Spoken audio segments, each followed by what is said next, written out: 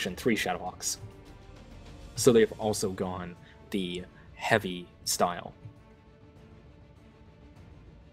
Yeah, it's going to be an interesting match if both teams are fairly range focused.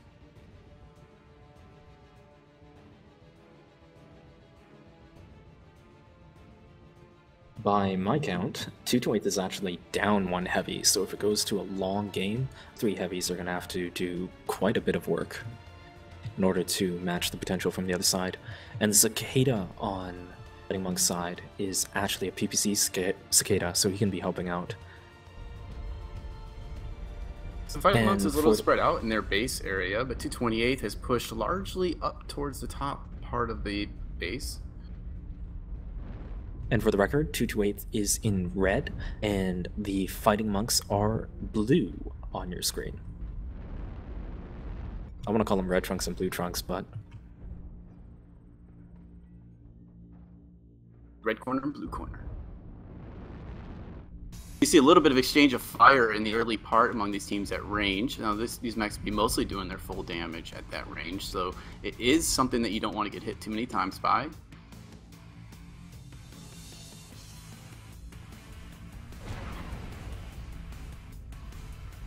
Doesn't look like there are any strikes going out quite yet. They just became active. Now, although Fighting Monks have that PPC Cicada, the 228 do have 2 ER Large Laser Ravens. And so, while not quite as long range as the Gauss that the 228 heavies probably have, they stack up with their damage over time. So the Fighting Monks have their Cataphracts grouped up pretty tight there in the middle part by the water, whereas their light mechs and a couple of Shadowhawks are up top on upper base. And 228 has moved just about all their mechs now to the upper part of their base, while Edmeister sits in his Jenner, I believe, just probably spotting them out back in the normal part of their base near the boardwalk.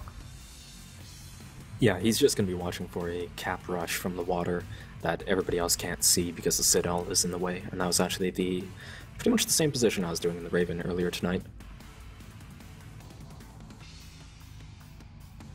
So at this point, neither team has really done much damage. We see a couple mech in the 80s, but almost everybody else is pretty fresh. So they're being really conservative right now. No one probably wants to take a huge risk because, as people talked about in the other games, if you have a mech go down early, it really sets you up for a bad spot because now you're thinking, all right, at some point we're going to have to push base and we're going to have to push through turrets. Now, if Assault goes to time, do the kills tiebreak, or do you need a 12-0? If Assault goes, if you have 1 kill, you'll win. Just stating for the record.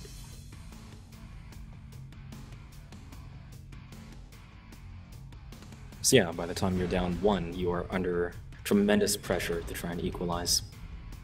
Yeah, and you can equalize either. You reply with your own arties and try to get a light, because it only takes 1 arty strike on a light, as Siri proved in the other game. It doesn't take very much to take down a light mech with a good arty strike placement. And that is one danger with if your lights aren't moving around a lot, is that they might just be able to find a head somewhere, maybe place it right behind your feet, you don't see it, teammates don't call it out soon enough, and there it goes out on a mech. It could happen really quick like that.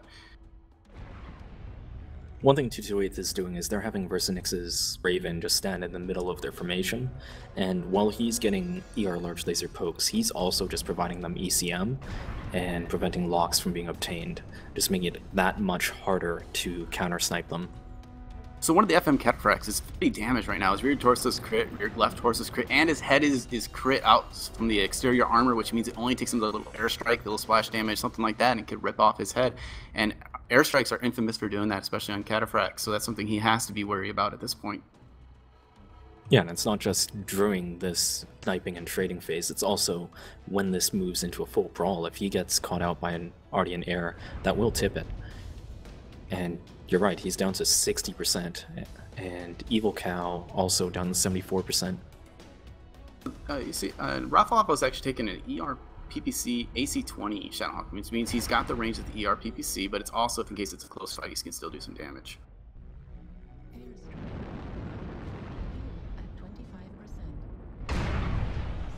Evo has some damage, but it's pretty superficial. It's all over spread out. Nothing too severe in his Cicada.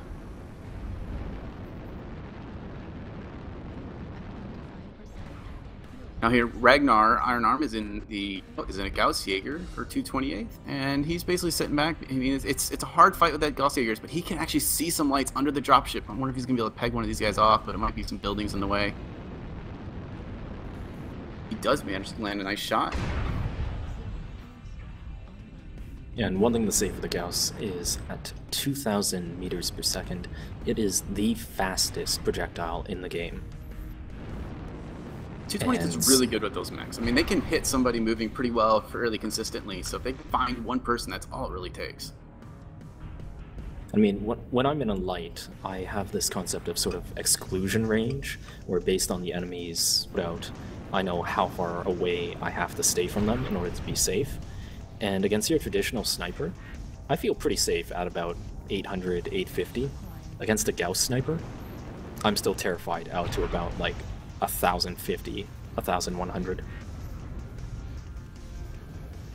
The 220 is still monitoring the right side, making sure that FM doesn't get any quick ideas about rushing base, and maybe they can just pick somebody again looking for arty strikes. But they might be out arty strikes at this point, the lights. Sometimes lights dump them pretty quick. Especially when you're bringing a Jenner F, it only has the 2 module slots, and you're going to be using one of those for a cool shot, and the other one's going to be your strike. Compare that to mechs like the Jenner D, the Ember, the Raven, which have 3 or 4 module slots they can easily load up on dual strikes. So there's been about 6.5 minutes elapsed in this match. Some damage trade from strikes either way. Fighting Monks seem to be on the losing side of that exchange, with Phantom X's Cataphract down to 59%. Furia has in his Cataphract, he's actually pushed under the party room, and he is in front. He's looking much closer than the other Cataphracts are for some shots.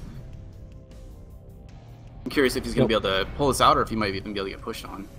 You know, by the looks of this, Fighting Monks have sent their lights down the Citadel. They may be trying to do a split push. Their heavies up the right side, engage the 228 heavies, and do a light cap run. But as I say that, it's not actually all the lights down by Citadel, it's only about half. And they don't really have that many lights. I mean, it would take a long time to get that base cap done. With the 3 lights on 228 still sitting near base, it's not too much of a threat at this point. Plus, they wouldn't have had time to deal with the turrets, so they're going to be taking the medium laser and LRM fire. But I believe somebody in chat quoted earlier, it's 38 seconds to fully cap the base with 6 mechs on base, and that's without any of the 228 lights interfering with the base cap. So another 3D from FM he's splashed all over, but his rear left torso is crit, and he's in a dual PPC, dual AC5, which would be an XL. Without seeing the speed, you can't really guess, but that rear torso out could be a single shot, or it could be another arty strike, a bad opportunity. Oh, the mech does drop though. One mech is down for FM. Spider. That is Renegade Preacher's Spider 5D. I do not see how he died, but it could very well have been just a good Gauss shot. It could have been, but at 36%, he was at 70 or 80 before in his position. I'm thinking it was just a nice arty strike that took him out, or an airstrike. I think you might be right there. Yeah, looking at his position, is safe behind cover, but not safe for the strike from the sky. At this point, 228 doesn't have any severely damaged mechs. Do you think they're thinking about just playing really passive from this point on? Think maybe we'll see Arties and Airs are out. They can just sit back and wait for the push, similar to how Lords is able to wait for the Donegal to push in. I think they just continue with their current position. They've been winning the trade pretty well. They've got a few mechs down in the 70s, but they're not all that damaged, to be honest. And I think they just continue putting out strikes, continue putting down rounds downfield. And I think the only thing that changes that strat is if their heavy mechs start running low on ammo. So if you're FM right now, what are you thinking about? What are you thinking about doing to try to make this game equal? Well, they have to decide if that was a freak accident and they're still winning the trade, or if this has been just a losing strategy and they need to change things up. The thing complicating that is that they haven't got any readouts on how damaged 228 is, because Pisces Zero and Versinix have been near the heavies this entire time with the ECM and preventing scout readouts. So they're, in terms of flying blind. That's a good point with that, with the Raven sitting there. It's hard for them to tell. The thing is, there was just a strike down about 15 seconds ago that completely whipped, and that, you know, at this point, you want to make sure those strikes are going to be effective, and you better hang on to them and make sure you're getting that target down just right. Yeah, I mean, like, you hear it in some games and in PUG games that the strikes just never stop. But when you're playing this sort of game, there is definitely a finite amount of strikes on your team. So the most damaged mech on 228 is Bedhanger here in a Shadowhawk. He's got a rear torso cord, rear right torso cord, but that's rear damage, and they're mostly fighting a front fight, so it's just pretty much splashed already. And at 75%, he's doing all right, and Defunct at 71% is also not that bad off. And mostly damage all around, a little bit on legs. You gotta be a little bit careful with the legs there, but he's doing all right. So they're still in really good shape. And 228 has actually brought on their Cataphracts 2 PPCs, 2 AC5s, so they're running a bit more durable. They have experimented in the past with like single Gauss 2 PPC, dual Gauss PPC sort of Cataphracts, and those are, because the Gauss, if your armor's opened up and the Gauss is crit, it has a high chance of exploding and taking other things with it. And if you're running that sort of loadout, and your Cataphracts are actually pretty damn squishy. But it looks like they're running the standard durable, non-explosive 2 PPC AC5. And FM is starting to push up on upper base, and they look like I don't know what they're planning on doing here, but they have pushed all their mechs now into this upper base up the dirt path. So they might be thinking about pushing across. They might be thinking about opening up some new jump sniping angles. They might feel like they're down too much with 8 minutes left to go. They have plenty of time, but they might just feel they could be thinking about a push here. So we'll see what's going on. Now, if they push, are the 228 generators going to go for cap, or are they going to come to the fight? I think they're going to come to the fight. The cap, there's no reason to go for it. You're up on a kill. You're probably thinking, if you got any targeting going on, that you're ahead. Here we go. So Generators are starting, and Cicada are pushing out. Pretty much a full push by the lights now, with the Cataphract Shadowhawks lagging behind just slightly. They're going to be pushing up to the right side here of Upper City. 228 is trying to fall back, get a good firing line established, or just get out entirely. Not sure about what this timing here, because the Jenner and Cicada are up there all alone, and they're up there for a while as these Cataphracts and Shadowhawks slowly cross the way. They won't be getting many shots down. One more mech does drop for FM, and they do take down the first 228 mech. Oh no, I'm sorry, that is actually 3 mechs now down for FM. And you're right, that was another Jenner that was sent in early, and actually the Cataphract was picked off the side.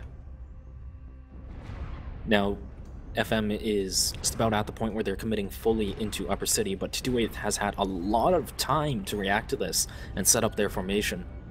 Yeah, they have a really nice formation set up here. They've closed off the angles, and they have their lights working from behind and on the sides, which is just exactly what you want to have happen right now. And they are up now 4 kills. 228 is taking on 4 FM next and has not lost one yet. Yeah, this isn't as dominant as the House of Lords firing line last game, but it is turning into a meat grinder. 6 mechs down for the Fighting Monks, 8 mechs now, only 4 left. And that aggression is going to peter out. Yeah, there's 3 mechs left alive and pushing on, 2 mechs left, and it looks like 228 is going to take this convincingly. Final mech's down in the water fighting a Jenner. K left alive, and he drops down.